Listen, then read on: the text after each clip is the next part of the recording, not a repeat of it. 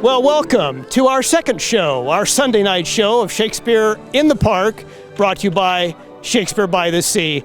Sunday night performance of Comedy of Errors. It's a comedy tonight, and we just happen to have in our audience tonight a couple of very important people here as far as we're concerned in Rossmore. The General Manager of the Rossmore Community Services District, Joe Mendoza. Hi, thank you. Now, welcome to Rossmore. Yes, we're happy to be here once again. And you've brought a guest. Yes. In my past life with the Los Angeles County Department of Parks and Recreation, we started an Arts in the Park program in 2010, and I enlisted a great lady to help us. She had a lot of experience in the arts, and this is Dr. Melanie Andrews. We started an inner city Shakespeare program of local kids that Melanie trained, mentored, brought in the British Academy of Film and Industry to assist people like Paul Heller, who were producer of Enter the Dragon, Katie Haber, who was a producer of Straw Dogs and was helped out with Blade Runner. And they came out in full force with actors and actresses, and I'll let Melanie explain to you the impact it had on kids' lives, and even a kid that's in the program tonight. So, Melanie? Okay, Melanie, nice to meet you. I'm John Underwood, Los Al TV. Melanie Andrews. Yeah. Dr. Andrews, tell me, when Joe says inner city Shakespeare, he's talking about inner city, South Central LA, isn't he? It started that way, but now it's county-wide into Orange County. And what we do, unlike this company is wonderful. Our company skews a lot younger. And our goal is to open it up to any kids in the area, South Central, Pasadena, there's kids from Torrance, Rossmore, everyone. They come in, we hold an open, we actually cast everybody that shows up, don't tell them that. And everyone gets a mentor, and we've had mentors from the British Academy, from Arrow, Game of Thrones, The Who, famous people, Helen Mirren, all kinds of folks who just come together with the kids and mentor them. And I unlike most Shakespeare company, ours skews younger. And when they grow up, like we have members who are on stage tonight, all of our kids go to college. I have kids in Hamilton. I got free tickets to Hamilton from volunteering with Joe. Sorry, Joe, only have one. But it's a joy for the community to see Shakespeare post up. What does Shakespeare mean? I mean, Shakespeare's hard. The pentampic and iambic pentameter is difficult. No, it's not. Let me tell you what iambic pentameter is a heartbeat. Bump, bump. All the world's a stage. It's just your heartbeat. That's all it is. And so we have it in our mind, like we feel about algebra, that it's hard. It's not hard if you figure it out. I work with fourth graders that do Shakespeare beautifully, but it does require concentration. It does require commitment. And you know how contemporary kids are. They want to do all that. Shakespeare takes them away from that and builds their brain cells to be able to do well in things that are difficult. I wish your organization, your Inner City Shakespeare group, many more years of success.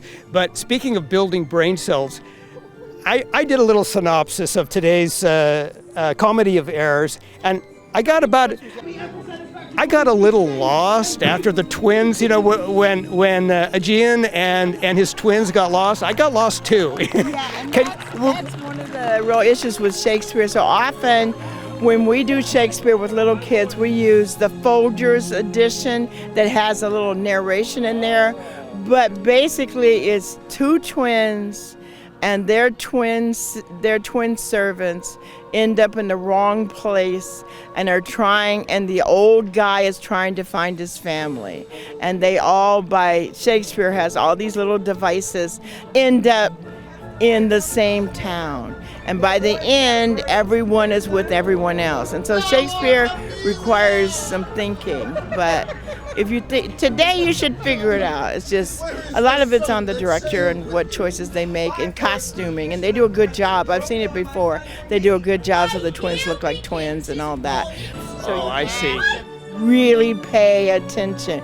But no, in Shakespeare comedies, it ends happily in marriage, and in Shakespeare tragedies, everybody dies. So if you know that when you go in, that's going to live happily ever after, then you got it. Okay. And we teach that to fourth graders, so I know you can do it. Okay. And I know you can do it. So tonight it's Comedy of Errors, and we have a little thumbnail here from a doctor of Shakespeare, yes, Dr. Melanie. All right. And we'll have it all together tonight in one performance of Comedy of Errors by William Shakespeare, with a little thumbnail to lead us down the road from a doctor of Shakespeare, Dr. Melanie.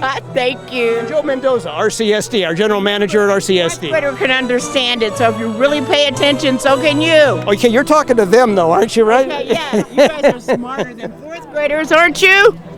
Thank you. Well, sure we are, sure we are. Okay, tonight, Comedy of Errors. Stay tuned.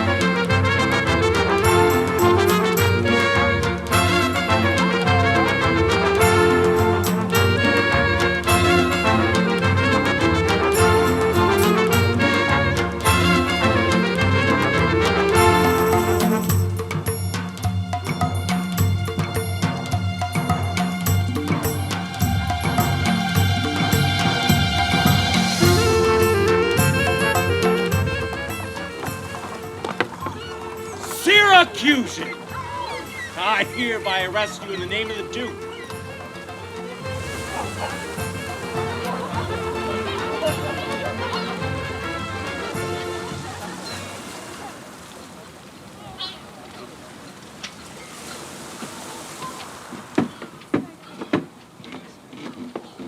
Proceed, Solinus, to procure my fall, and by the doom of death end woes and all. Merchant of Syracuse, plead no more.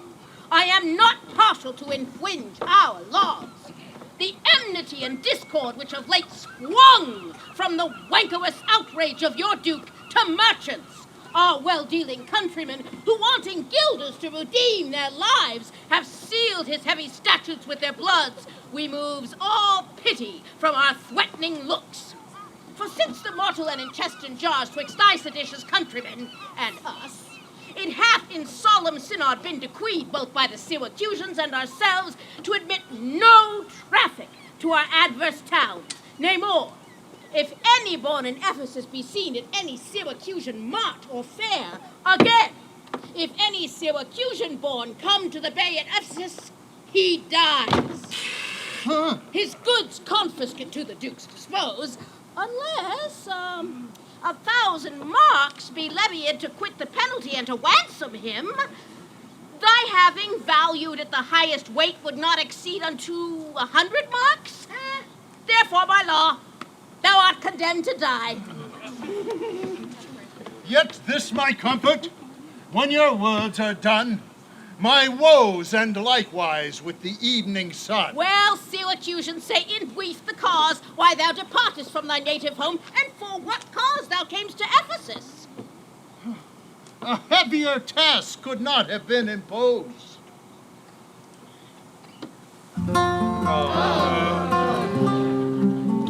In Syracusa was I born, and wed unto a woman happy but for me. With her I lived in joy. Our wealth increased by prosperous voyages I often made to Epidamnum.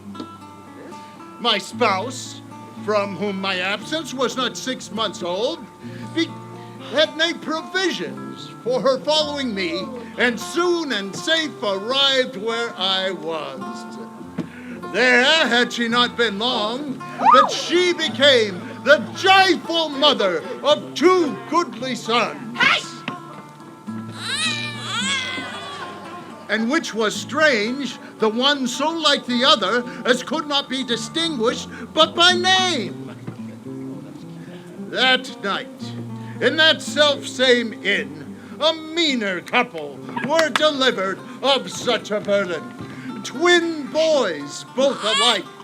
Those, for their parents were exceeding poor, I brought up to serve my son. Go get it.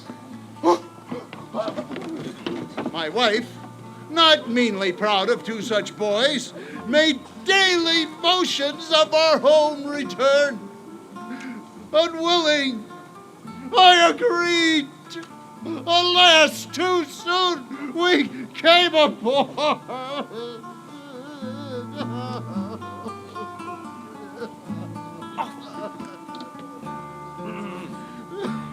A league from Epidamnum have we sailed before the always wind-obeying deep gave any tragic instance of our harm. But longer we did not retain much hope. For what obscure delight the heavens did grant us did convey unto our fearful minds a doubtful warrant of immediate death, which though myself would have gladly embraced.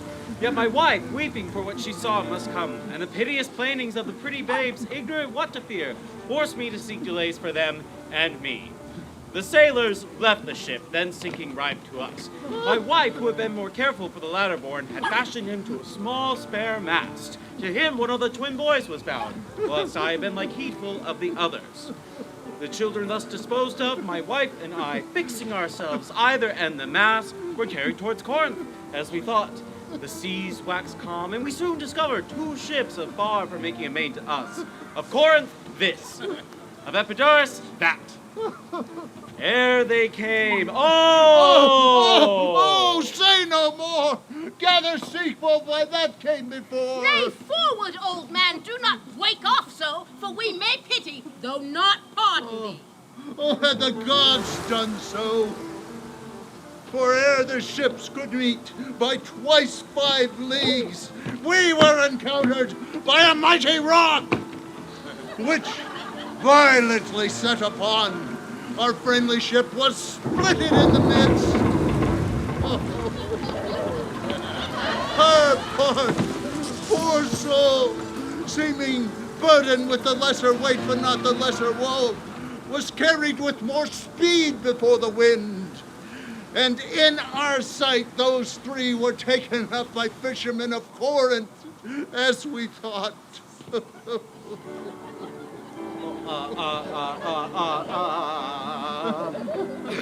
Another ship had soon seized upon us, and knowing whom it was their hap to save, gave helpful welcome to their shipwrecked guests, and would have reft the fishermen of their prey, had not their bark been very slow of sail. And therefore, homeward did they bend their course.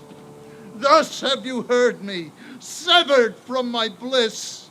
By misfortune was my life prolonged, to tell sad tales of my own mishaps. And for the sake of them thou sorrowest for, do me the favor to decline in full what hath befallen of them and thee till now.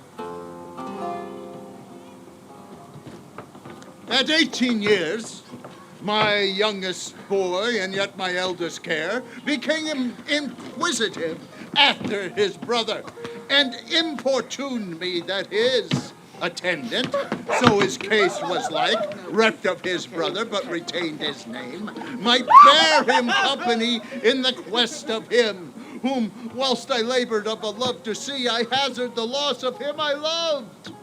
7 summers have I spent in farthest Greece, roaming clean through the bounds of Asia, and coasting homeward, came here to Ephesus, hopeless to find, or loath to leave unsought or that or any place that harbors men. And here must end the story of my life. But happy were I in my timely death, could all my travels but warrant me they live. Hapless Aegean, whom the fates have marked to bear the extremity of dire mishap. Now trust me, were it not against our laws, against my crown, my oath, my dignity, which princes would they may not disannul, my soul would sue as advocate for thee.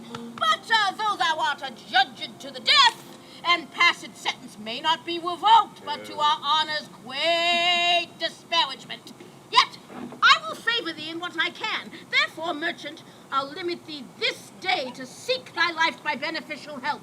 Try all the friends thou hast in Ephesus. Beg thou or borrow to make up the sum and live. If no, then thou art doomed to die. Jailer, take him to thy custody. I will, my lord. Hopeless and helpless doth Aegean wend, but to procrastinate his lifeless end. I'll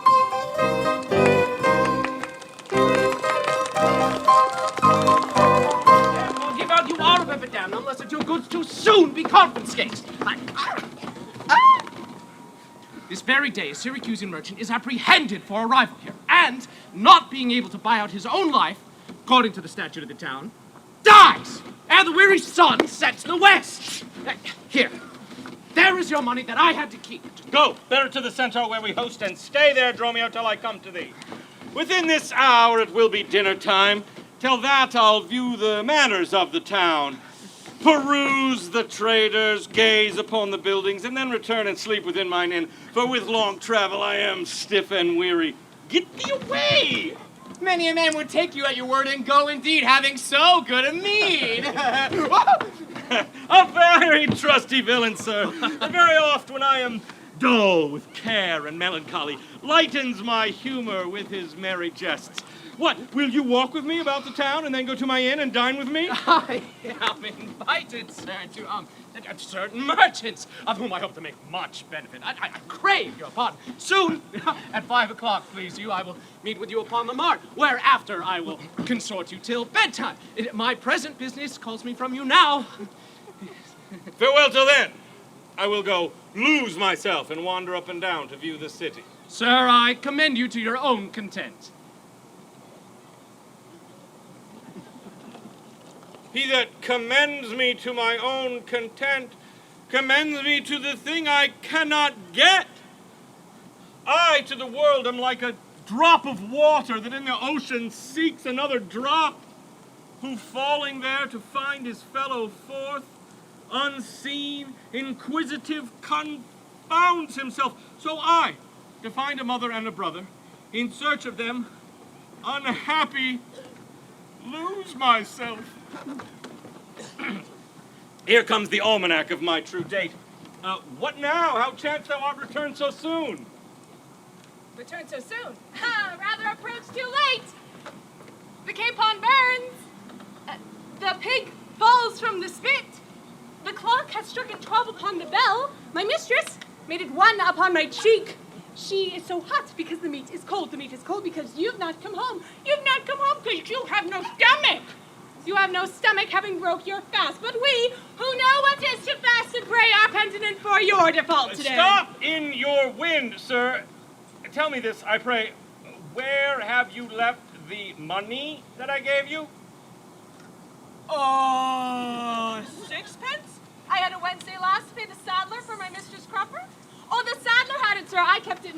I am not in a sportive humor now. Tell me, Indalinat, where is the money? We being strangers here, how darest thou trust so great a charge from thine own custody?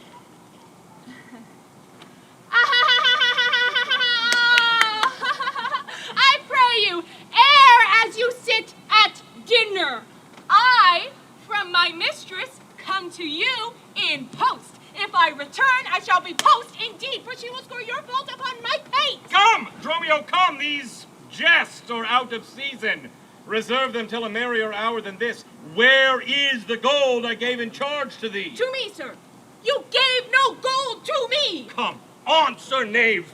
Have done your foolishness, and tell me how thou hast disposed thy charge. My charge was but to fetch you from the mart home to your house. The Phoenix, sir, for dinner. My mistress and her sister stay for thee. In what safe place you have bestowed my money, or I shall break that merry sconce of yours that stands on tricks when I am indisposed. Where is the 1,000 marks thou hadst of me? I have some marks of yours upon my pate, some of my mistress' marks upon my shoulders, but not 1,000 marks between you both. If I should pay your worship those again, perchance you would not bear them patiently. Thy mistress? Marks, what mistress, knave, hast thou?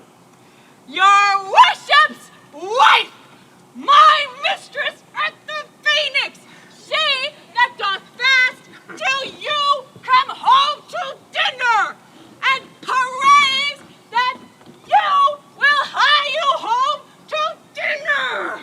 What? Wilt thou flout me thus unto the face, being forbid? There take you, that's a knave, and... Ow! Ow! Ow! Ow! Ow! Ow! Ow! What did you, sir, for God's sake, hold your hands! Nay, and you will not, sir!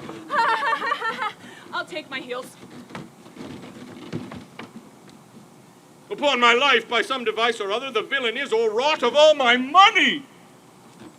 They say this town is full of cozenage, as nimble jugglers that deceive the eye, dark working sorcerers that change the mind, soul-killing witches that deform the body, disguised cheaters, prating mountebanks, and many such like liberties of sin. If it prove so, I will be gone the sooner. Out to the centaur to go seek this knave. I greatly fear my money is not safe.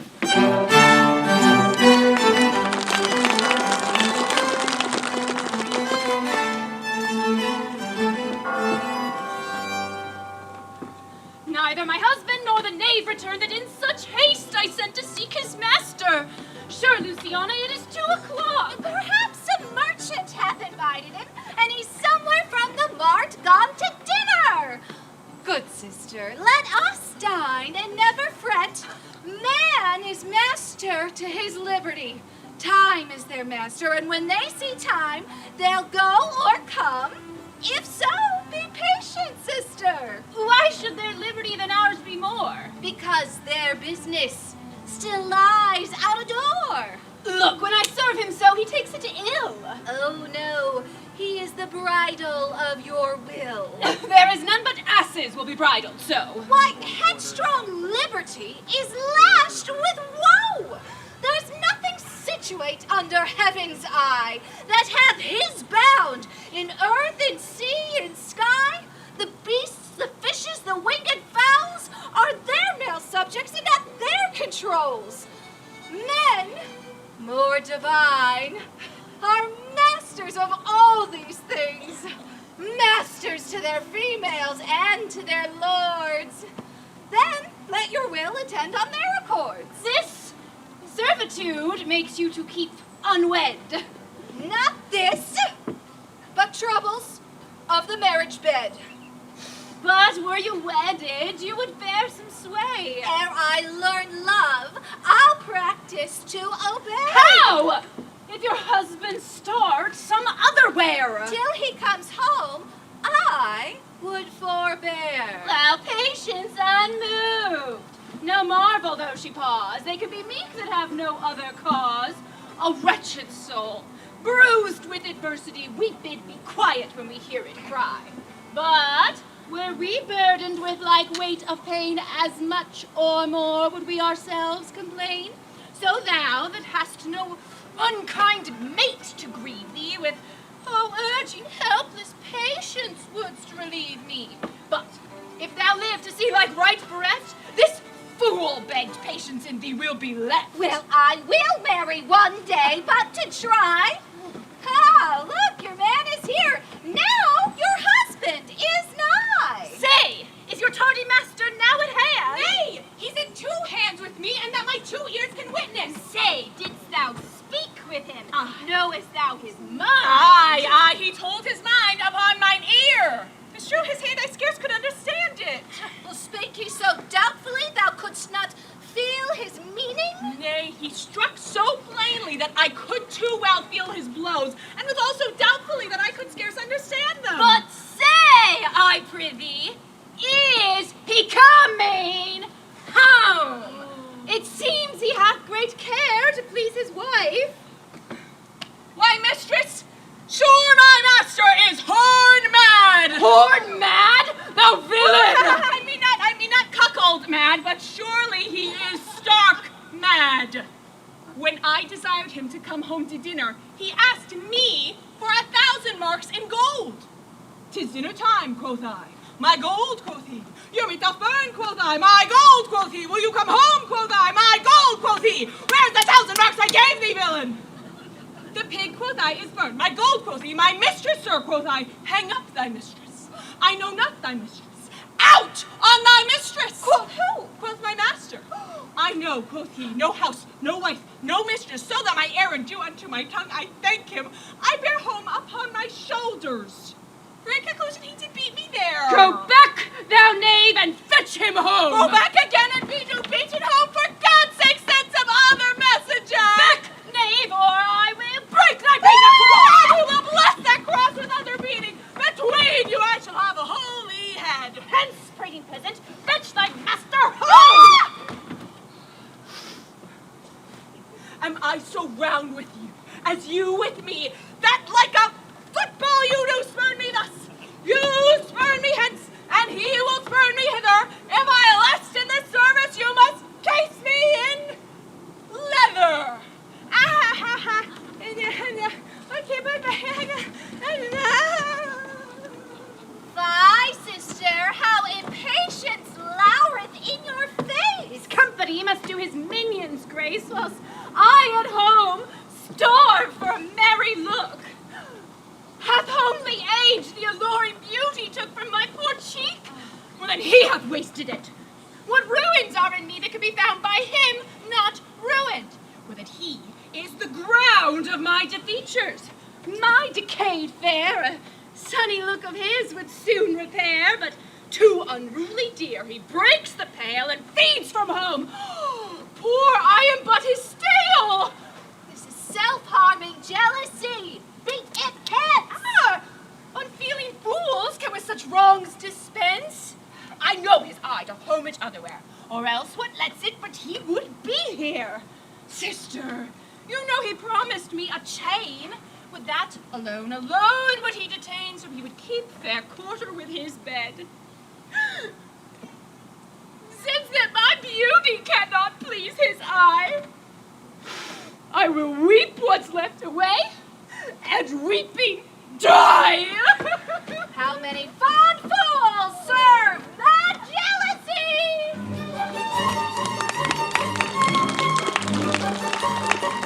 The gold I gave to Dromio is laid up safe at the Centaur, and the heedful knave has wandered forth in care to seek me out.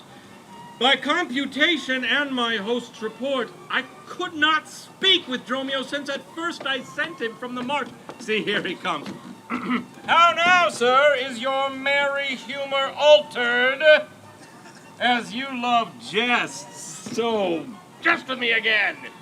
You know no centaur, you receive no gold. Your mistress sent to have me home to dinner. My house is at the Phoenix. Wast thou mad that thus so madly thou didst answer me? What answer, sir, when spake I such a word? Even now, even here, not half an hour since. I did not see you since you sent me hence home to the centaur with the gold you gave me. Villain, thou didst deny the gold's receipt, and toldst me of a mistress and a dinner, for which I hope thou felt I was displeased. I am glad to see you in this merry vein. What means this jest? I pray you, master, tell me.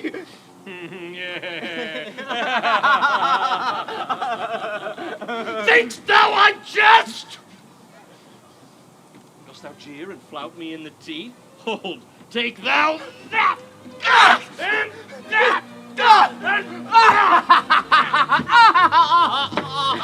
Hold, sir, for God's sake!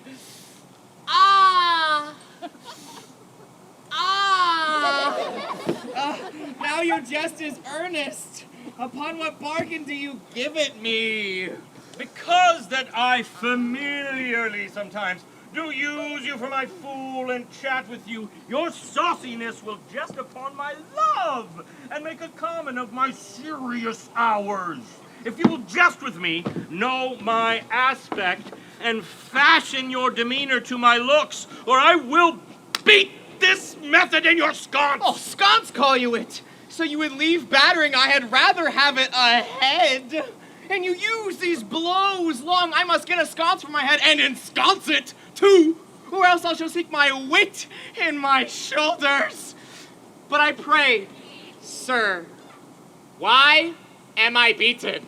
Dost thou not know? Nothing, sir, but that I am beaten. Shall I tell you why? Aye, sir, and wherefore? For they say, every why hath a wherefore. Why, first, for flouting me, and then wherefore?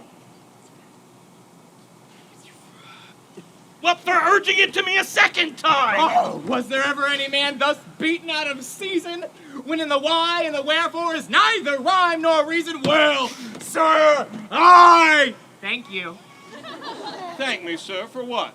Marry, sir, for this something that you gave me. For nothing! I'll make you amends next to give you nothing for something. But say, sir, is it dinner time? No, sir. I think the meat wants that I have. In good time, what's that? Basting! Well, sir, then 'twill be dry. If it be, sir, I pray you eat none of it. Your reason, Lest sir? to make you choleric and purchase me another dry basting. Well, sir, learn to jest in good time. There's a time for all things. Oh, I durst have denied that before you were so choleric. By what rule, sir? Marry, sir, by a rule as plain as the plain bald pate of Father Time himself. Let's hear it. There's no time for a man to recover his hair that grows bald by nature.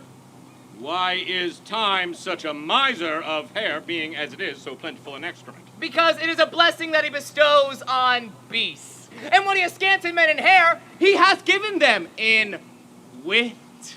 Why, there's many a man that hath more hair than wit. Ah, not a man of those but he hath the wit to lose his hair. I knew 'twould be a bold conclusion.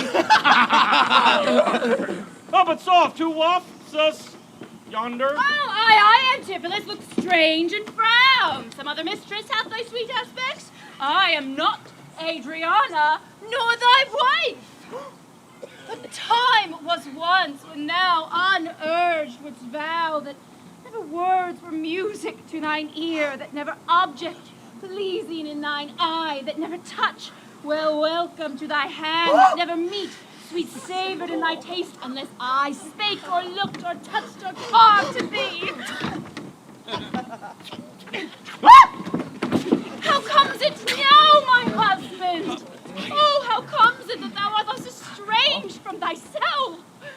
Thyself, I call it, being strange to me, that undividable, incorporate, and better than thy dear self's better parts.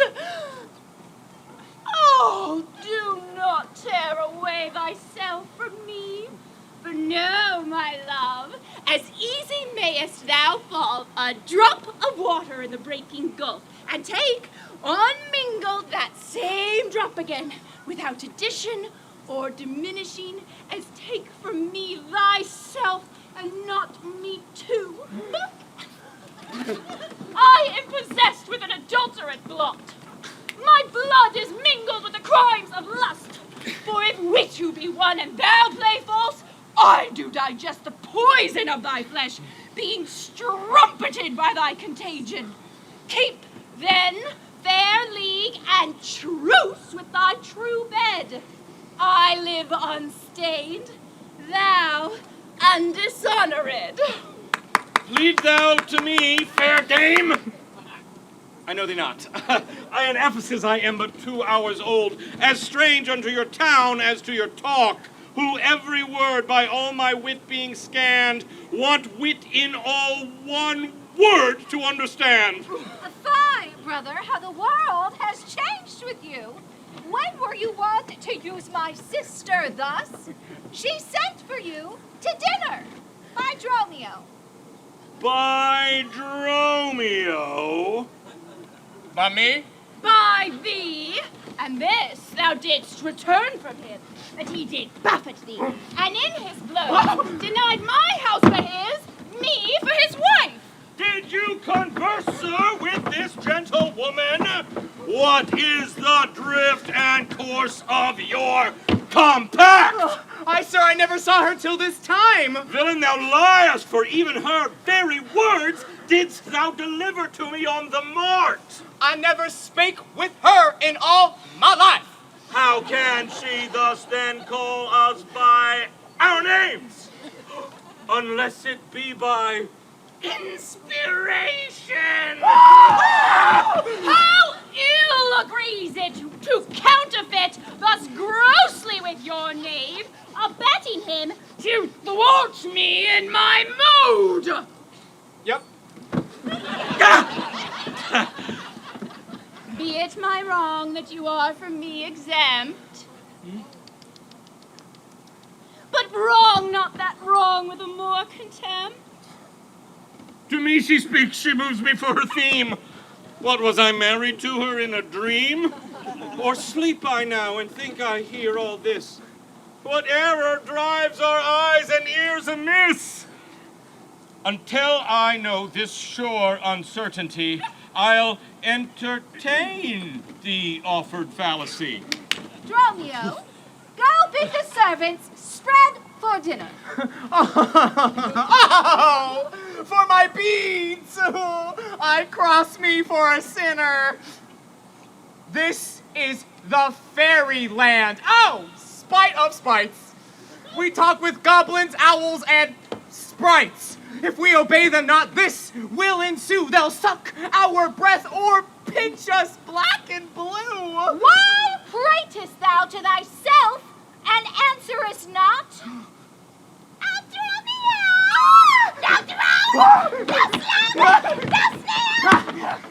That sucked.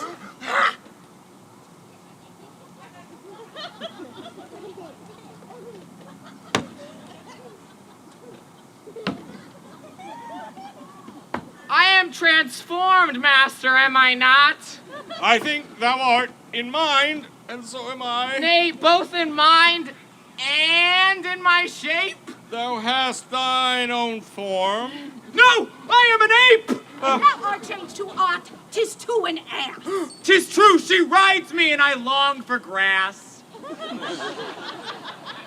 'Tis so I am an ass, else it could never be, but I should know her as well as she knows me. Come, come, no longer will I be a fool to put the finger in the eye and weep whilst man and master laugh my woes to scorn. Come, sir, to dinner. Romeo, keep the gate. Husband, I will dine above with you today and shrive you of 1,000 idle pranks. Sirrah, if any ask you for your master, say he dines forth, and let no creature enter. Come, sister. Oh.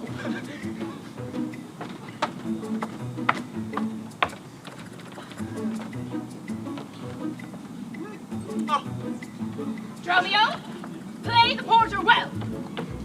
Am I on earth, in heaven, or in hell? Sleeping or waking, mad or well advised, known unto these and to myself disguised.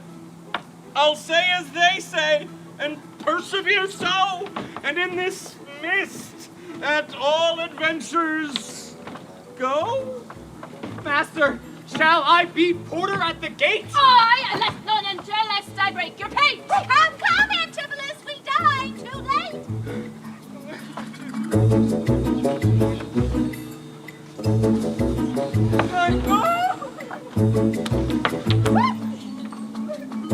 Good Signor Angelo, you must excuse us all. My wife is shrewish when I keep not hours. Say that I lingered with you at your shop to see the making of her carcanet, and that tomorrow you will bring it home. Ahem!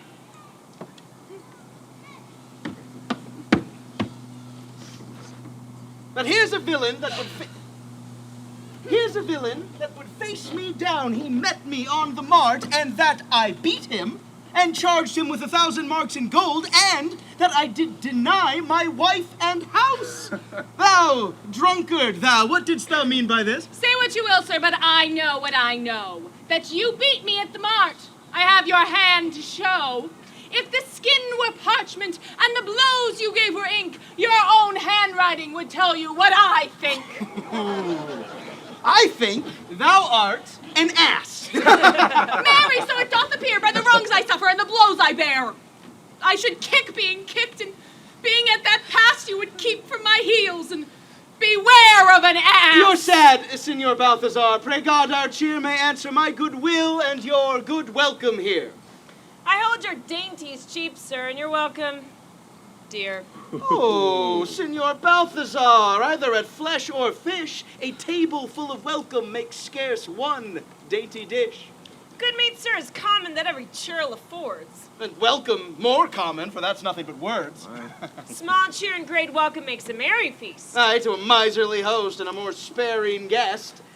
But though my cates be mean, take them in good part. Better cheer may you have, but not with better heart.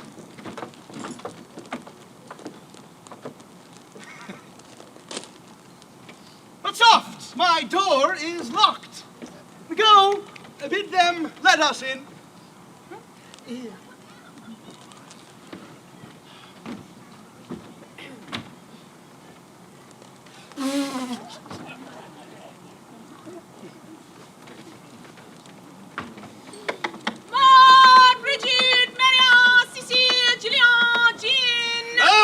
Maltose, Capon, Coxcomb, Idiot, Patch.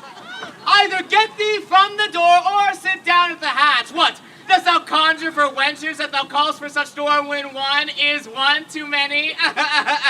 Go! Get thee from the door! What? Patch is made our porter. My master stays in the street. Oh, let him walk from whence he came, lest he catch cold on's feet. Who talks within there? Ho! Open the door. Right, sir, I'll tell you when, and you tell me wherefore. Wherefore? For my dinner. I have not dined today. Oh, nor today here. You must not come again when you may. What art thou that keeps me out from the house I owe? The porter for this time, sir, and my name is Dromio. Oh, villain! Thou hast stolen both mine office and my name! The one ne'er got me credit, the other mickle blame! If thou hast been Dromio today in my place, then have changed thy name for a face, or thy face for an ass! What a coil is there, Dromio? Who are those at the gate? Let my master in, loose! Faith, no, he comes too late, and so tell your master. Oh, Lord, I must laugh! Have at you with a proverb, shall I? Set in my staff! Oh! Have at you with another. That's when. Can you tell? Oh, if thy name be called Loose, thou hast answered him well. Do you hear, you minion? You'll let us in, I hope. I thought to have asked you. And you said no. So come help. Ha! Well struck. There was blow for blow. Thou baggage, let me in. Can you tell for whose ache. Master, knock the door hard. Let him knock till it ache. You'll cry for this minion if I beat the door down. What needs all that and a pair of stocks in the town? Who is that at the door that keeps all this noise? By my troth, your town is troubled with unruly boys. Are you there, wife? You might have come before. Your wife, sir knave? Go, get you from the door. If you went in pain, sir, this knave would go sore. Here is neither cheer, sir, nor welcome. You would fain have either. In debating which was best, we shall part with neither. Stand at the door, master, bid them welcome hither. There is something in the wind that we cannot get in. You would say so, sir, if your garments were thin. Oh, go, fetch me something. I'll break open the gate. Yes, break any breaking here, and I'll break your knave's pate. A man may break word with you, sir, and words are but wind. Aye, and break it in your face, so he break it not behind. It seems thou once breaking out upon thee, hind. Go, get thee gone. Fetch me an iron crown. Patience, sir, let it not be so. Herein you war against your reputation and draw within the compass of suspect the unviolated honor of your wife. Once this, your long experience of her wisdom, noble virtue, years of modesty plead on her part some cause to you unknown. I doubt not, sir, but she will excuse why at this time the doors are made against you. Be ruled by me. Depart in patience, and let us to the Tiger Hall to dinner. Aye. And about evening, come yourself alone to know the reason of this strange restraint. If by strong hand you offer to break in now in the stirring passage of the day, a vulgar comment will be made of it, and that's opposed by the common route against your yet ungalled estimation, that may else with foul intrusion enter in and dwell upon your grave when you are dead. For slander lives upon succession, forever housed where it gets possession. You have prevailed. I will depart in quiet and, in despite of mirth, mean to be merry. I know a wench of excellent discourse, pretty and witty, wild and yet too gentle. To her we will to dinner. Good sir, get you home and fetch the chain. By this I know 'tis made. Bring it, I pray you, to the Porpentine, for there's the house. That chain will I bestow, be it for nothing but to spite my wife. Upon mine hostess there. Good sir, make haste. Since mine own doors refuse to entertain me, I'll knock elsewhere to see if they'll disdain me. I'll meet you at that place some hour hence. Do so. This jest shall cost me some expense.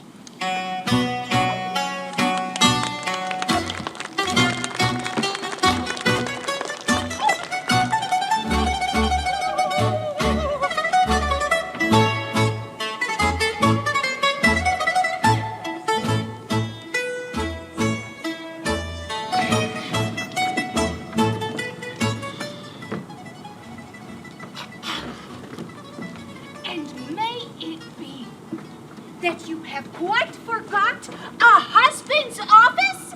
Shall Antipholus, in the spring of love thy love springs rot? Shall love in building grow so ruinous? If you did wed my sister for her wealth, then for her wealth's sake, use her with more kindness. Or, if you like elsewhere, do it by stealth. Muffle your false love with some show of blindness. Let not my sister read it in your eye. Alas, poor women, make us but believe, being compact of credit, that you love us. Though others have the arm, show us the sleeve. We, in your motion, turn, and you may move us. Then, gentle brother, get you in again, comfort my sister, cheer her, call her wife. 'Tis holy sport to be a little vain, when the sweet breath of flattery conquers strife. Go ahead. Go. Sweet mistress, what thy name is else I know not, nor by what wonder you do hit on mine. Less in your knowledge and your grace you show not than our earth's wonder, more than earth divine. Teach me, dear creature, how to think And speak, are you a god? Would you create me new? Transform me then, and to your power I'll yield. But if that I am I, then well I know your weeping sister is no wife of mine. No, nor to her bed no homage do I owe. Far more, to you do I decline.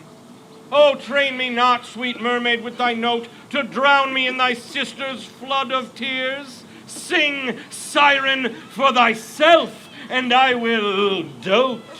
Spread o'er the silver waves thy golden hairs, and as a bed I'll take them, and there lie, and in that glorious supposition thinks he gains by death that has such means to die. Let love, being light, be drowned if she sink. What? Art thou mad that thou dost reason so? Not mad, but mated? How I do not know. It is a fault that springeth from your eye. By gazing on your beams, fair sun, being by. Gaze where you should, and that will clear your sight. As good to wink, sweet love, as look on night. Why call you me, love? Call my sister so. Thy sister's sister. That's my sister. No, it is thyself. Mine own self's better part. Mine eye's clear eye, my dear heart's dearer heart. My food, my fortune, and my sweet hope's aim. My soul earth's heaven, and my heaven's claim. All this, my sister is, or else should be. Call thyself, sister, sweet, for I am thee. Thee will I love, and with thee lead my life. Thou hast no husband yet, nor I no wife. Give me thy hand.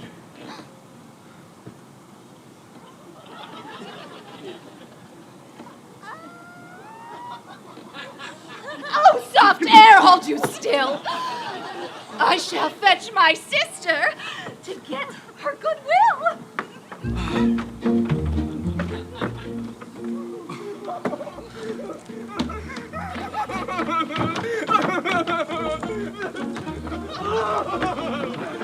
How now, Romeo? Where runst thou so fast? Do you know me, sir?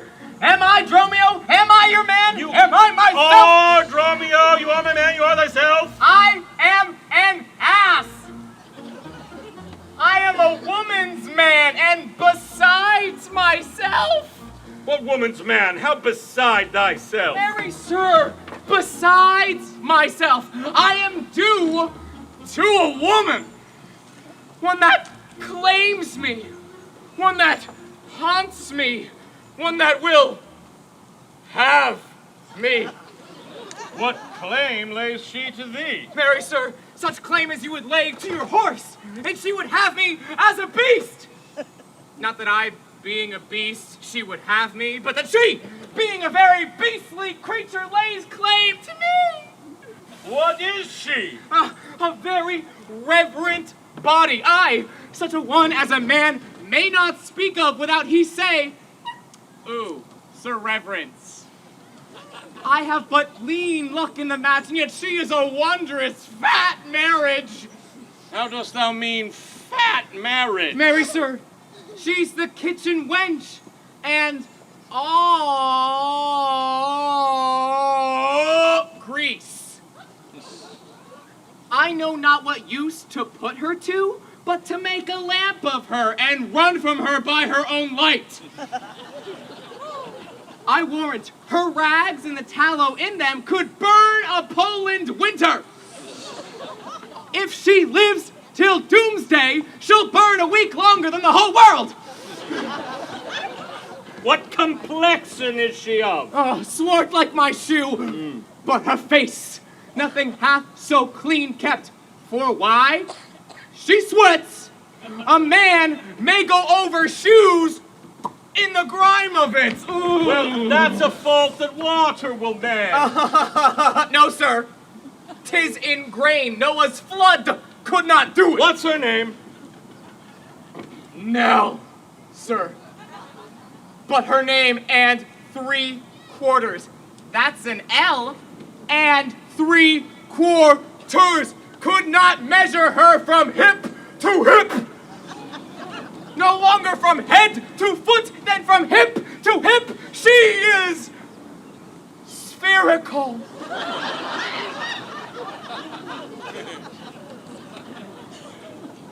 Like a globe.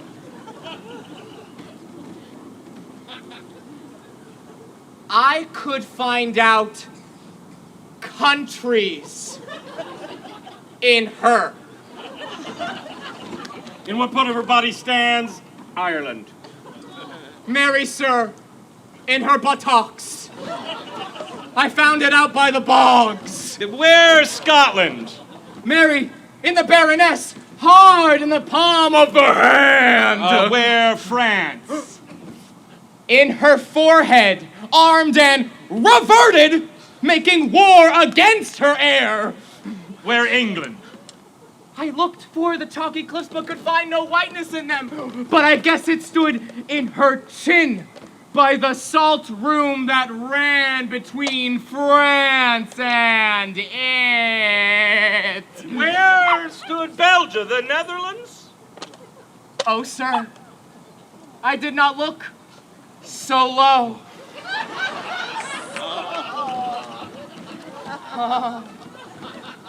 To conclude, this drudge or diviner laid claim to me, called me Dromio, swore I was assured to her, told me what privy marks I had about me as the mark in my shoulder, the mole in my neck, the great wart on my left arm, that I, amazed, ran from her as a witch, and I think if my breast had not been made of faith, and my heart of steel, she had transformed me to a curtled dog and made me turn in the wheel.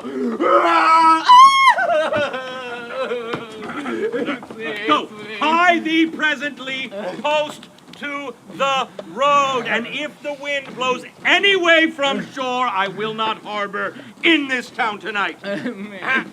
If any bark puts forth, come find me on the mart where I will walk till thou return to me. If everyone knows us and we know none, 'tis time, I think, to trudge back and be gone. Oh, as from a bear a man would run for life, so fly I from her that would be my wife.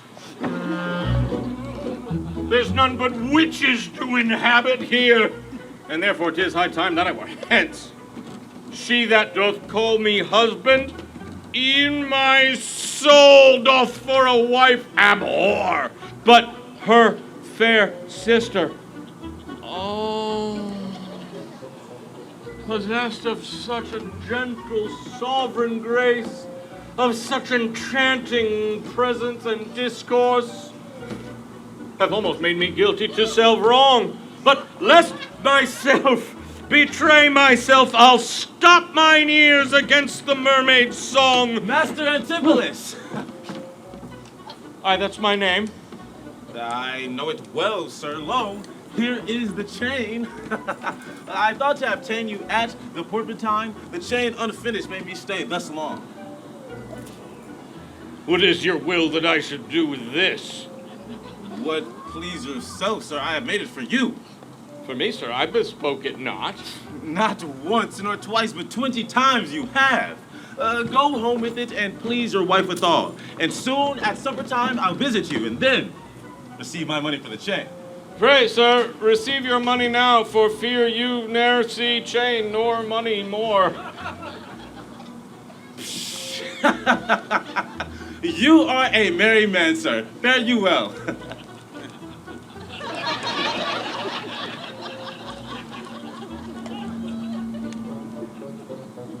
What I should think of this, I cannot tell. But this I think. There is no man which would refuse so fair an offered chain. I see a man here need not live by shifts, when in the streets he meets such golden gifts. I'll to the mart, and there for Dromio stay. If any ship puts forth, then straight away!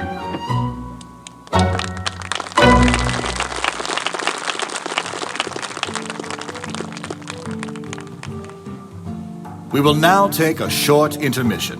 The actors are coming back around to sell more raffle tickets. Please also take a moment to fill out your questionnaires and return them. Visit our concessions area or purchase this season's t-shirts or sweatshirts.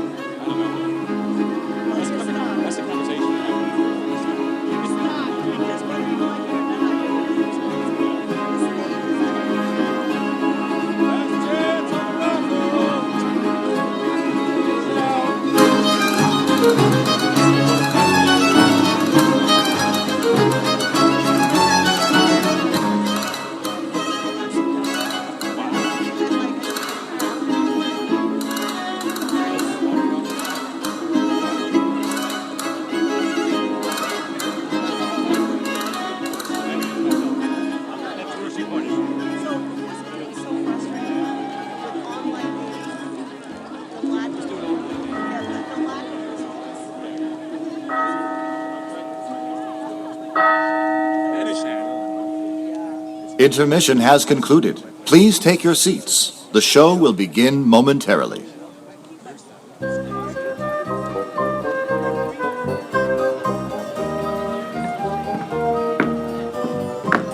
You have known since Pentecost that the sun was due, and since I have not much importuned you, know now that I am bound for Persia and want guilders for my voyage. Therefore, make present satisfaction, or I'll attach you by this officer. Even just the sum that I do owe to you is growing to me by Antipholus. And in the instant that I met with you, he had of me a chain, and soon at 5 o'clock I shall receive my money for the same. Pleaseth you, walk with me down to his house. I will discharge my bond, and thank you too. That labor may you save, see where he comes. While I go to the goldsmith's house, go thou and buy a rope's end. That will I bestow among my wife and her confederates for locking me out of my doors by day. But soft, I see the goldsmith. Get thee gone, buy thou a rope, and bring it home to me. I buy £1,000 a year. I buy a rope. A man as well hope up the trust to you. I promised your presence and the chain, but neither chain nor goldsmith came to me. Belike you thought our love would last too long if it were chained together, and therefore came not. Saving your merry humor, here is the note. How much the chain weighs to the utmost carat, the finest of the gold, and charge for fashion, which stand to 3 odd ducats more than I stand debted to this gentleman. I pray you, see him presently discharged, for he is bound to sea and stays but for it. I am not furnished with the present money. Besides, I have some business in the town. Good signor, take the stranger to my house, and with you take the chain, and bid my wife disperse the sum on the receipt thereof. Perchance I will be there as soon as you. Then you will bring the chain to her yourself. No, bear it with you, lest I come not time enough. Okay? Then I will have you the chain about you. And if I have not, sir, I hope you have, or else you may return without your money. Nay, come, I pray you. Give me the chain. Both wind and tide stays for this gentleman, and I to blame have held him here too long. Good Lord, you use this dalliance to excuse your breach of promise to the porpentine. I should have chid you for not bringing it, but like a shrew, you first begin to brawl. The hour steals on. I pray you, sir, dispatch. You hear how he importunes me? The chain. Give it to my wife and fetch your money. Come, you know I gave it to you even now. Either give me the chain or give me back some token. Fie, now you run this humor out of breath. Where's the chain? I pray you let me see it. My business cannot brook this dalliance. Good sir, say whether you'll answer me or no. If not, then I'll leave him to the officer. I answer you. What shall I answer you? The money that you owe me for the chain. I owe you none till I receive the chain. You know I gave it to you half an hour since. You gave me none. You wrong me much to say so. You wrong me more, sir, in denying it. Consider how it stands upon my credit. Well then, officer, arrest him at my suit. I do, and charge thee in the Duke's name to obey me. This touches me in reputation. Either consent to pay this sum for me, or I attach you by this officer. Consent to pay thee that I never had. Arrest me, foolish fellow, if thou darest. Here is thy fee. Arrest him, officer. I will not spare my brother in this case if he should scorn me so apparently. I do arrest you, sir. You hear the suit. I do obey thee till I give thee bail. But, sirrah, you shall buy this sport as dear as all the metal in your shop will answer. Sir, I will have law in Ephesus to your notorious shame. I doubt it not. Master! There is a pork of Epidon on the table till her owner comes aboard, sir, and then she bears away. Our freighted, sir, I have conveyed aboard, and I have bought the oil, the balsamum, and aqua vitae. The ship is in her trim. The merry wind blows fair for land. They stay for not at all but their owner, master, and yourself. How now, a madman? Why, thou peevish sheep, what ship of Epidamnum stays for me? A ship you sent me to hire waftage. Thou drunkard, I sent thee for a rope and told thee to what purpose and what end. You sent me for a rope sender. Soon you sent me to the bay, sir, for a bark. I will debate this matter at more leisure and teach your ears to list me with more heed. Ow. To Adriana, villain, hie thee straight, give her this key. Tell her in the desk that's covered o'er with Turkish tapestry there is a purse of ducats. Let her send it. Tell her I am arrested in the street, and that shall bail me. Hie thee, knave, be gone. On, officer, to prison, till it come. To Adriana, that is where we dined. Where Dalzabel did claim me for her husband. She is too big, I hope, for me to compass. Thither I must, although against my will, for servants must their masters' minds fulfill.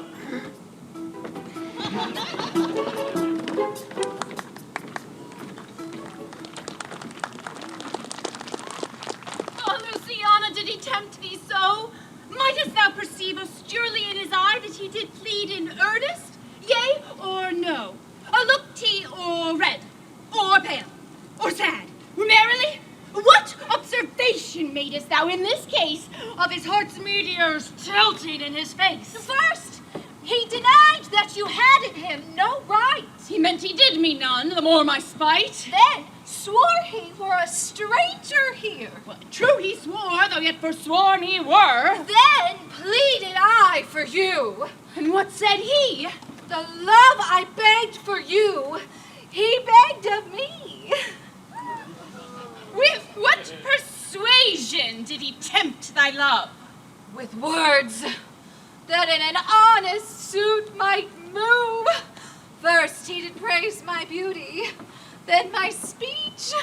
Speak him fair. Have patience, I beseech. I cannot, no, I will not hold me still. My tongue, though not my heart, shall have his will. He is deformed, crooked, old and sere, ill-faced, worse-bodied, shapeless, everywhere. Vicious, ungentle, foolish, blunt, unkind, stigmatical and making worse in mind. Who would be jealous then of such a one? No evil lost is wailed when it is gone. But I think I'm better than I say. And yet would here in others' eyes were worse. Far from her nest, the lapwing cries away. My heart prays for him, though my tongue do curse. Here! Go! The desk! The purse! Sweet, now make haste! How hast thou lost thy breath? By running fast. Where's thy master, Dromio? Is he well? No, he's in Tartar limbo. Worse than hell. A devil in an everlasting garment hath him. One whose hard heart is buttoned up with steel. A fiend, a fury, pitiless and rough, a wolf, nay worse. A devil all in buff. A back friend. A shoulder clapper. One that countermands the passages of alleys, creeks, and narrow lands. A hound that runs counter and yet draws dry foot well. One that before the judgment carries poor souls to hell. Why, man, what is the matter? I do not know the matter. He is arrested on the case. What? Is he arrested? Well, tell me at whose suit? I know not at whose suit he is arrested well, but he's in a suit of buff which rested him, that can I tell. Will you send him, mistress, redemption, the money in his desk? Oh, go fetch it, sister. Is I wonder at that he, unknown to me, should be in debt? Tell me, was he arrested on a ban? Not on a ban, but on a stronger thing, a chain. A chain! Do you not hear it ring? What? The chain? No, the bell! 'Tis time I were gone. It was 2 ere I left him, and now the clock strikes 1. The hours come back? That did I never hear. Yes. If any hour meets a sergeant, it turns back for very fear. As if time were in debt. How fondly thou dost reason. Oh, time is a very bankrupt and owes more than he's worth to season. Nay, he's a thief, too. Hath you not heard men say that time comes stealing on by night and day? If time be in debt and theft and a sergeant in the way, hath he not reason to turn back an hour in the day? Oh, go, Dromio. There is the money. Bear it straight and bring thy master home immediately. Oh, come, sister. I am pressed down with conceit. Conceit, my comfort and my injury.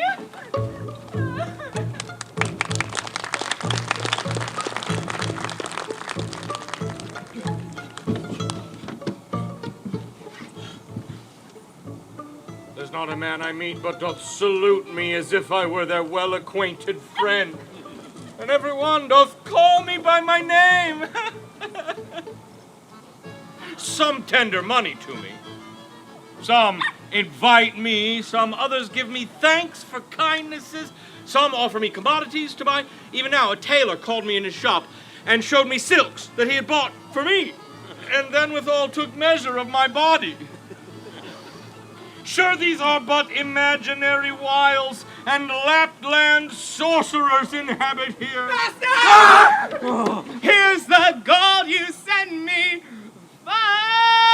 What? Have you got the picture of old Adam new apparelled? What gold is this? What Adam dost thou mean? Not the Adam that kept the paradise, but the Adam that keeps the prison. He that goes in the calfskin that was killed for the prodigal? He that came behind you, sir, like an evil angel and bid you forsake your liberty. I understand thee not. No? Why, 'tis a plain case. He that went like a bass viol in a case of leather. The man, sir, that when gentlemen are tired, gives them a sob and rests them. He, sir, that takes pity on decayed men and gives them suits of durance.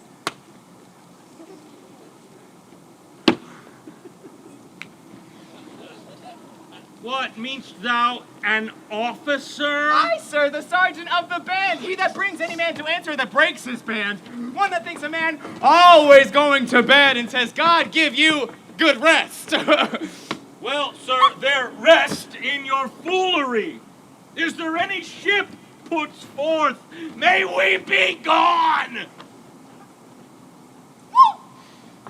Sir, I sent you word an hour since that the bark expedition put forth tonight, and then were you hindered by the sergeant to tarry for the delay. Here are the angels that you sent me for to deliver you.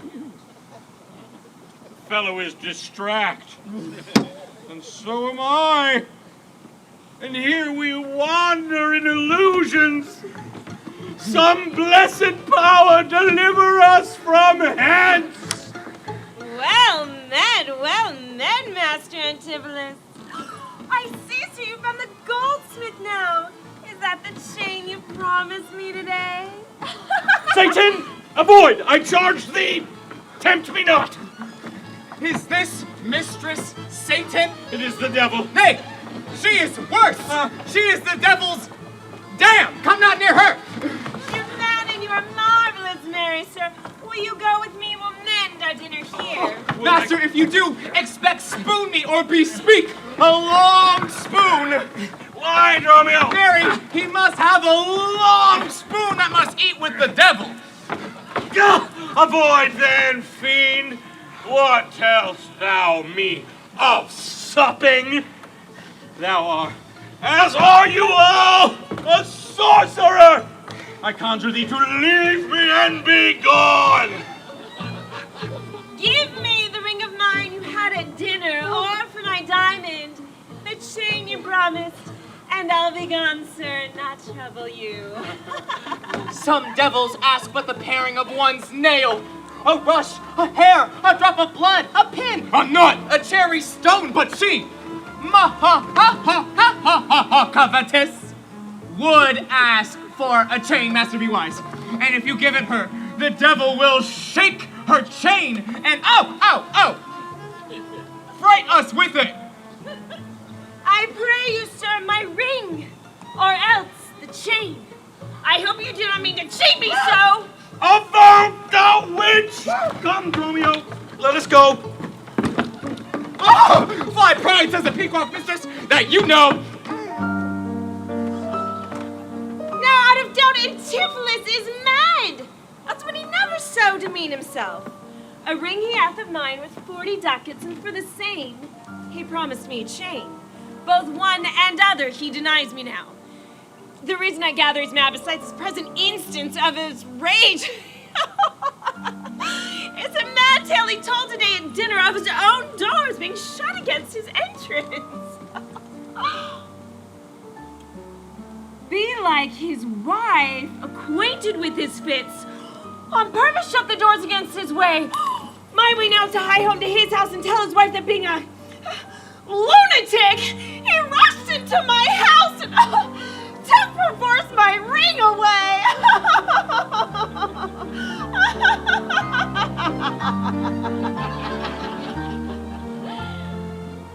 This course I fittest choose for 40 ducats. It's too much to lose.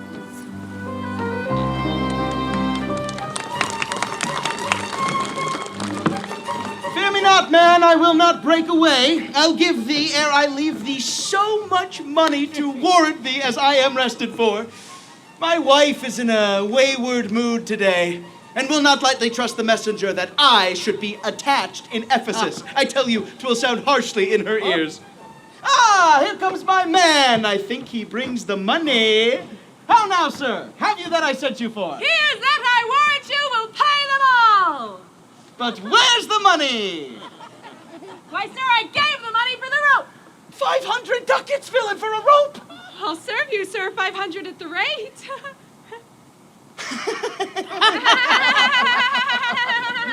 To what end did I bid thee hie thee home? To a rope end, sir, and to that end I am returned. And to that end, sir, I will welcome you. Good sir, be patient! Be patient! I am in adversity! Now hold thy tongue! To hold his hand! Thou horse and senseless villain! I were senseless, sir, that I might not feel your blows! Thou art sensible in nothing but blows, and so is an ass! Oh, I am an ass indeed! You may prove it by my long ears. I have served him from the hour of my nativity to this instant, and have nothing at his hands for my service but blood. When I am cold, he heats me with beating. When I am warm, he cools me with it. I am waked with it when I sleep, raised with it when I sit, driven out of doors with it when I go from home.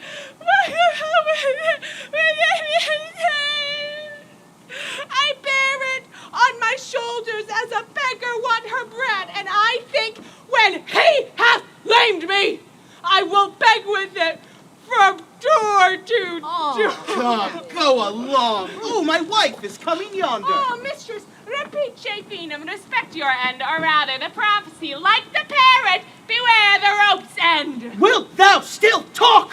Yeah!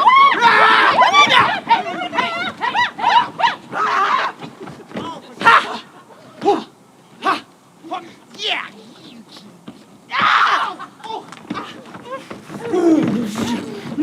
How say you now? Is not your husband mad? His incivility confirms no less. Good Dr. Pinch, you are a conjurer. Establish him in his true sense again, and I will please you what you will demand.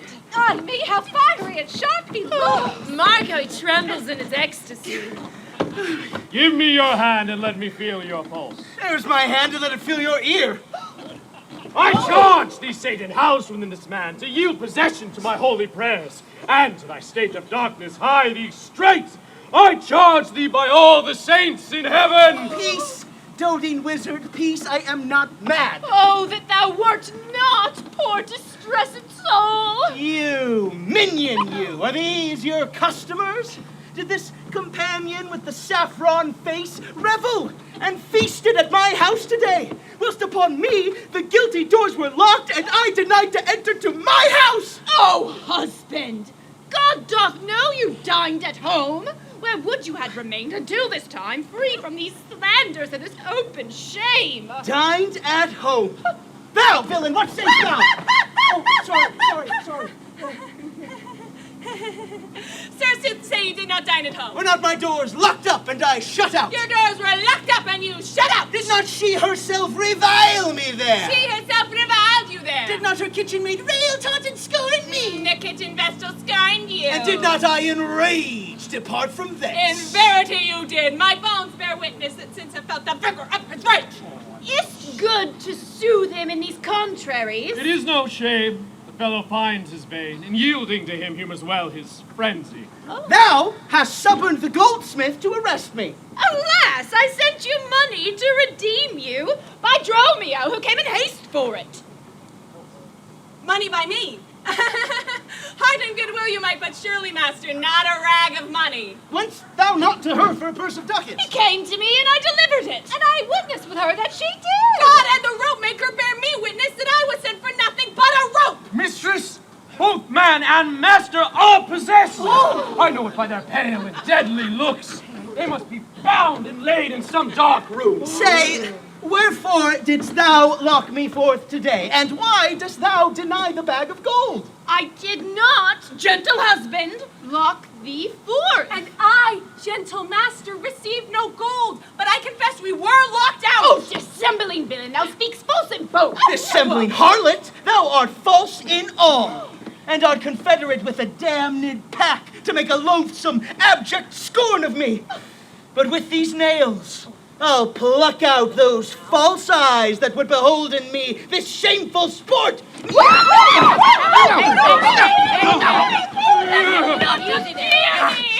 More company, the fiend is strong within him. What, will you murder me? Thou jailer, thou I am thy prisoner. Wilt thou suffer him to make a rescue? Master, let him go. He is my prisoner, and you shall not have him. Go bind this man, for he is frantic too.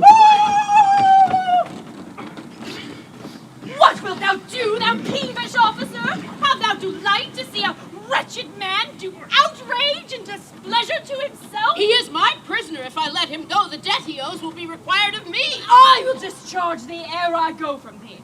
Bring me forthwith unto his creditor, and knowing how the debt grows, I will pay it. Good Master Doctor, see them safe conveyed home to my house. Oh, most unhappy day!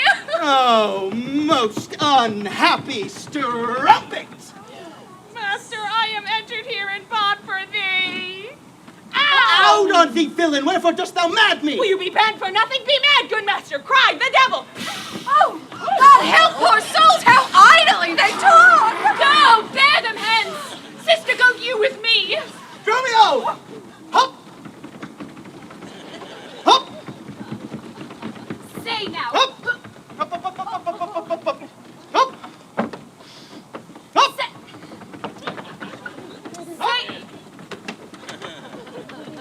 Hop! Hop! Hop!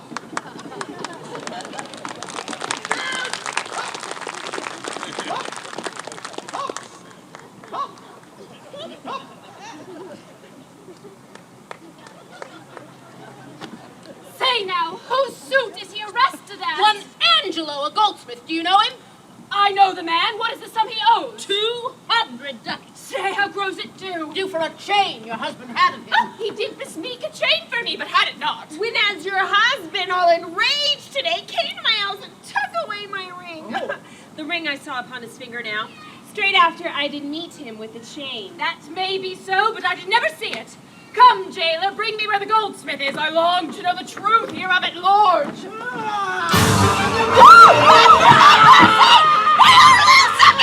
Come with naked swords! Let's call more help! Have them bound again! Away! They'll kill us!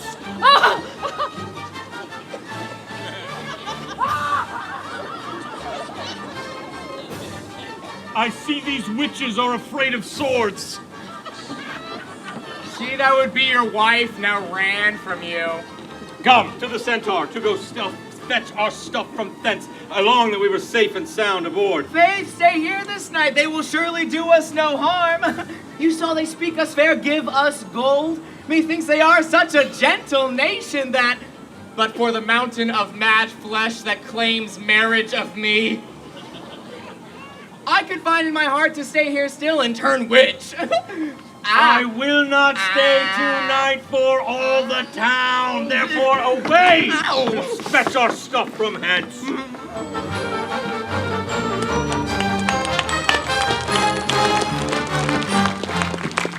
Now, I am sorry, sir, that I have hindered you, but I protest he had the chain of me, though most dishonestly he doth deny. How is the man esteemed here in the city? A very reverend reputation, sir. Credit infinite, highly beloved. Second to none that lives here in this city. His word might bear my wealth at any time. Speak softly yonder as I think he walks. Run. 'Tis so. And that self-chain about his neck, which he forswore most monstrously to have. Good sir, draw near to me, I'll speak to him. Signor Antipholus, I wonder much that you would put me to this shame and trouble, and without some scandal to yourself, with circumstance and oaths, so to deny this chain which now you wear so openly. And besides the charge, the shame, imprisonment, you have done wrong to this my honest friend, who but for staying on our controversy had hoisted sail and put to sea today. Now this chain you had of me, can you deny it? I think I had it. I never did deny it. Yes, you did, and forswore it, too. The word be to deny it, or forswear it. These ears of mine didst hear thee. Fie on thee, wretch. 'Tis pity that thou ought to walk where any honest man resort. Thou art a villain to impeach me thus. I'll prove mine honor and mine honesty against thee presently, if thou darest stand. I dare. And do defy thee for a villain! On! For God's sake, hurt him not! He is mad! Some get within him!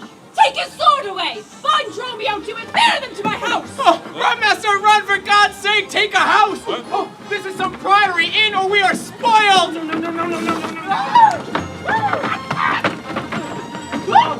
Be quiet, people! Wherefore throng you hither? To fetch my poor distracted husband hence. And let us come in that we may bind him fast and bear him home for his recovery. I knew he was not in his perfect wits. I am now sorry I did draw on him. How long hath this possession held the man? This week he hath been heavy, sour, sad, much different than the man he was, but till this afternoon his passion ne'er brake into extremity of rage.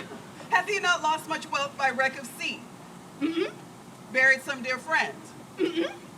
Hath not else his eye strayed his affection in unlawful love? A sin prevailing much in youthful men who give their eyes the liberty of gazing. Which of these sorrows is he subject to? To none of these, except it be the last, namely some love that drew him off from home. You should for that have reprehended him. Why, so I did. Aye, but not rough enough. As roughly as my modesty would let me. Haply in private. And in assemblies too. Aye, but not enough. It was the copy of our conference. In bed he slept, not for my urging it. At board he fed, not for my urging it. Alone it was the subject of my theme. In company I often glanced it, and still did I tell him it was vile and bad. And thereof came it that the man was mad. The venom clamors of a jealous woman poisons more deadly than a mad dog's tooth. It seems his sleeps were hindered by thy railing, and therefore comes it that his head is light. Thou sayest his meat was sauced with thy upbraidings? Unquiet meals make ill digestions. In food, in sport, in life-preserving rest, to be disturbed would man or beast. The consequences then, thy jealous fits, have scared thy husband from the use of wits. Well, she never reprehended him, but mildly. When he demeaned himself, rough and rude and wildly, why bear you these rebukes and answer not? She did betray me to mine own reproof. Good people, enter and lay hold on him. No, not a creature enters in my house. Then of your servants bring my husband forth. Neither. He took this place for sanctuary, and it shall privilege him from your hands, till I have brought him to his wits again, or lose my labor in assaying it. I will attend my husband, be his nurse, diet his sickness, for it is my office, and I will have no attorney but myself. Therefore, let me have him home with me. Be patient, for I will not let him stir till I have used the approved means I have, with wholesome syrups, drugs, and holy prayers. To make of him a formal man again, it is a branch and parcel of my oath, the charitable duty of my order. Therefore depart, and leave him here with me. I will not hence, and leave my husband here. And ill it doth beseem your holiness to separate the husband and the wife. Oh, be quiet and depart. Thou shalt not have him. Complain unto the Duke of these indignities. Must go, I will fall prostrate at his feet and never rise until my tears and prayers have won perforce the Duke to come in person hither and take perforce my husband from the abyss. By this, I think the dial points at 5. Anon, I'm sure the Duke himself comes in person to this melancholy vale. Oh, the place of sorry death and execution, behind the ditches of this abbey here. Upon what cause? To see a reverend Syracusa merchant who, put unluckily into this bay by the statutes and laws of this town, beheaded for his offense. Oh, see where they come. Who will behold his death. Quick, hail to the Duke before he pass the proclaim it publicly. If any friend shall pay the sum for him, he shall not die. So much we tender him. Justice, most sacred Duke, against the abbess. She is a reverend and a virtuous lady. It cannot be that she hath done thee wrong. May it please your grace. Antipholus, my husband, whom I made lord of me and all I had at your important letters. This ill day, a most outrageous fit of madness took him, but desperately he hurried through the streets. With him, his bondmen, all as mad as he, doing displeasure to the citizens by rushing in their houses, bearing the fence, rings, jewels, anything his rage did like. Once did I get him bound and sent him home. Anon, I wot not by what strong escape, he broke from those that had the guard of him, chased us away, till, raising of more aid, we came again to bind them. Then they fled into this abbey, whither we pursued them, and here, oh, the abbess shuts the gates on us, and will not suffer us to fetch him out. Therefore, most gracious Duke, at thy command, let him be brought forth, and borne hence for help. Long since thy husband served me in my wars, and I to thee a princely promise made, when thou didst make him master of thy bed, to do him all the grace and good I could. Go, some of you, knock at the abbey gates and bid the lady abbess come to us. I will determine this before I stir. Mistress! Mistress! Shift and save yourself! Your husband and his man are both broke loose! Peace, sir! My husband and his man are here, and that is false. Thou dost report to us. No, mistress, upon my life, I tell you true. Oh! I hear him, mistress. Fly! Begone! Come, stand by me. Fear nothing. Oh! I mean, it is my husband! Witness you, he is borne about invisible. Even now we housed him in the abbey here, and now he's there.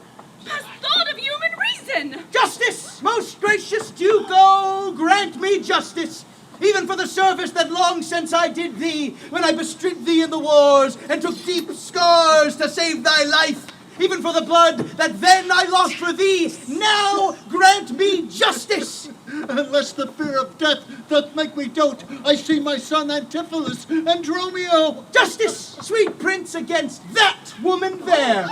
She whom thou gavest to me to be my wife, that hath abused and dishonored me, even in the strength and height of injury. Beyond imagination is the wrong that she today hath shameless thrown on me. Discover how, and thou shalt find me just. This day, great Duke, she shut the doors upon me, while she, with harlots, feasted in my house. A grievous fault. Say, woman, didst thou so? No, my good lord. Myself, he, and my sister today did dine together. So before my soul, as this is false, he burdens me withal. Ne'er may I look on day, nor sleep on night, but she tells your highness simple truth. Oh, perjured woman! They are both forsworn, and this the madman justly chargeth them. My liege, I am advised what I say, neither disturbed with the effect of wine, nor heady rash provoked with raging ire. This woman locked me forth this day from dinner. That goldsmith there, were he not packed with her, could witness it, for he was with me then, who parted with me to go fetch a chain, promising to bring it to the Porpentine, where Balthazar and I did dine together. Our dinner done, and he not coming thither, I went to seek him. In the street I met him, and in his company that gentleman. There did this perjured goldsmith swear me down that I this day of him received the chain, which God he knows I saw not, for the which he did arrest me with an officer. I did obey, and sent my peasant home for certain ducats. He with none returned. Then fairly I bespoke the officer to go in person with me to my house. By the way, we met my wife, her sister, and a rabble more of vile confederates. Along with them, they brought one Pinch, a hungry, lean-faced villain, a dead-looking man. This pernicious knave, forsooth, took on him as a conjurer, and gazing in mine eyes, feeling my pulse, cries out, I was possessed! Then all together they fell upon me, bound me, bore me thence, and in a dark and dankish vaulted hold there left me and my man both bound together, till, gnawing with my teeth my bonds in sunder, I gained my freedom, and immediately ran hither to your grace, whom I beseech to give me ample satisfaction for these deep shames and great indignities.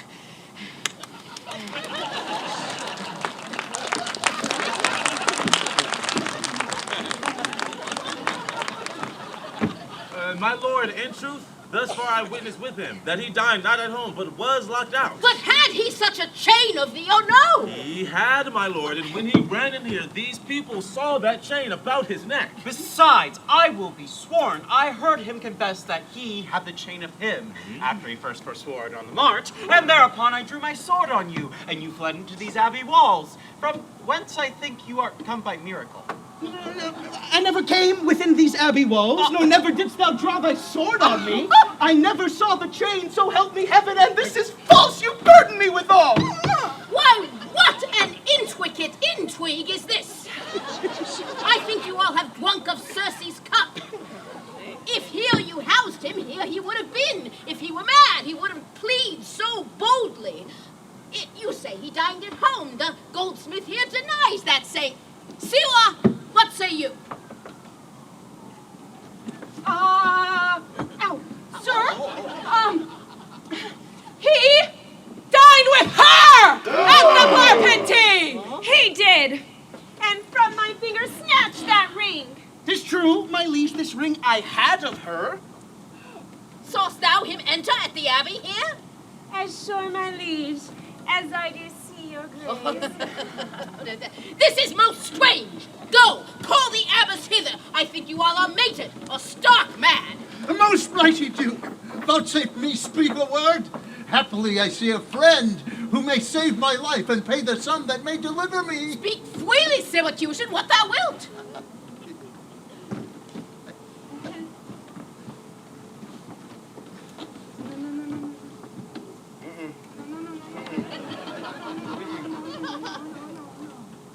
Is not your name, sir, called Antipholus? And is not that your bondman, Dromio? Oh, within this hour, I was his bondman, sir. But he, I thank him, not into my court, and now I am Dromio, and his man unbound. No. Yes. No. Please. Later. I do know you, both of you, remember me. Well, ourselves we do remember, sir, by you, for lately we were bound as you are now. Oh, you are not Pinch's patient, are you, sir? Well, look you strange on me. You know me well. I never saw you in my life till now.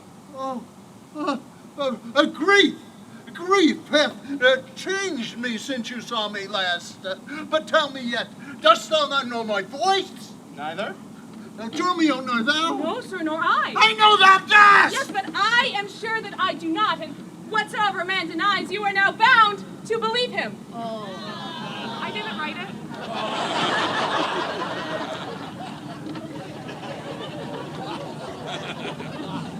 Not know my voice?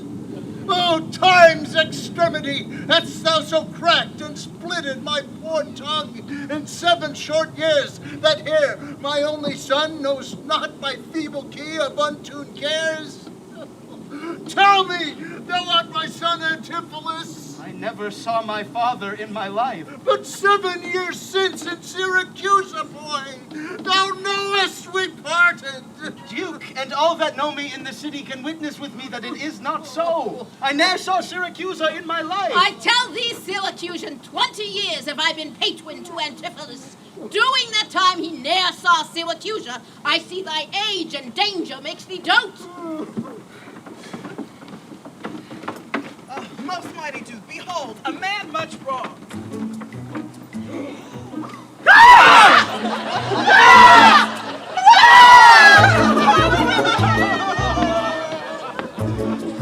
I see 2 husbands, or mine eyes deceive me. One of these men is genius to the other, and so to these. Who deciphers them? I, sir, am Dromio. Command him away. I, sir, am Dromio. Pray let me stay. Aegean, art thou not? Or else his ghost. Oh, my old master! Who hath bound him here? Never bound him. I will loose his bonds and gain a husband by his liberty. Speak, old Aegean. If thou be'st the man that hadst a wife once called Amelia, that bore thee at a bird and 2 fair sons, Thou art Amelia! Tell me, where is the son that sailed with you? by force, rude fisherman of Corinth took Dromio and my son from me. Why, here begins his morning story right. These two antiphonous these two so like, and these two Dromios, one in semblance, besides her urging of her wreck at sea, these are the parents to these children. Accidentally are met together. Antipholus, thou camest from Corinth first? No, sir, not I. I came from Syracuse. Oh, stay stand apart. I can't tell which is which. I came from Corinth, my most gracious lord. And I with him. Brought to this town by that famous warrior, Duke Menaphon, your most renowned uncle. Which of you two did dine with me today? I, gentle mistress. And are you not my husband? No, I say nay to that. And so do I. Oh, she did call me that. And this fair gentlewoman, her sister here, did call me brother. What I told you then, I hope I shall have leisure to make good. If this not be a dream I see and hear. I sent you money, sir, to be your bail by Dromio, but I think he brought it not. No, none by me. This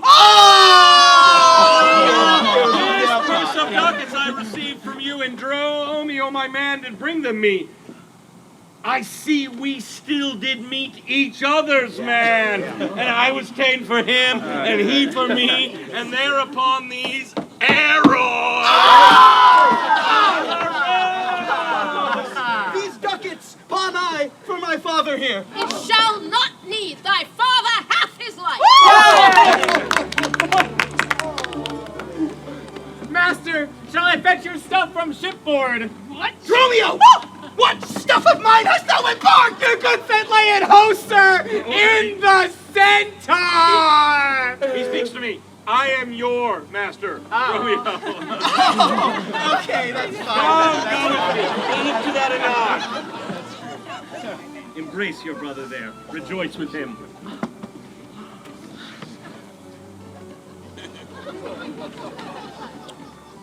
There is a fat friend at your master's house who kitchened me for you today at dinner. She now shall be my sister. Not my wife. Oh, methinks you are my glass and not my brother. I see by you I am a sweet-faced youth. Oh. We came into this world as brother and brother. Now let us go hand in hand and not one before another.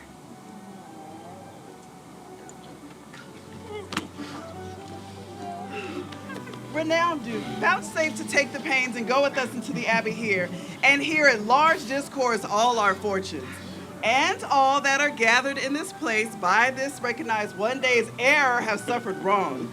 Go, keep us company, and we shall make full satisfaction. We'll go to a gossip's feast and go with me.